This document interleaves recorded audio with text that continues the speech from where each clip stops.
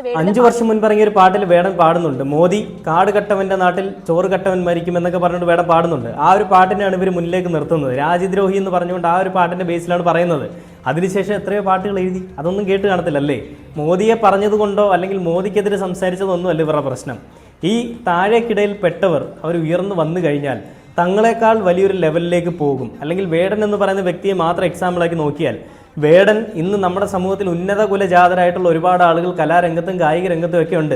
അവർക്കാർക്കും കിട്ടാത്ത ഒരു വലിയ തരത്തിലുള്ള പബ്ലിസിറ്റിയും സ്വീകാര്യതയുമാണ് വേടൻ എന്ന് പറയുന്ന വ്യക്തിക്ക് കിട്ടുന്നത്. അപ്പൊ സ്വാഭാവികമായിട്ടും ഇങ്ങനെയുള്ള ഒരുത്തൻ അല്ലെങ്കിൽ ഈ ഒരു കാറ്റഗറിയിലുള്ള ഒരുത്തൻ ഇനി വളർന്നു വരണ്ട എന്നുള്ളൊരു ചിന്ത അവരുടെ മനസ്സിലും വന്നു.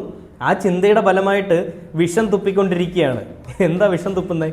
നമ്മുടെ രാജ്യത്തെ പ്രധാനമന്ത്രി അവഹേളിച്ച വേടൻ ഇനി വേണ്ട എന്നുള്ളൊരു ധാർഷ്ട്യം.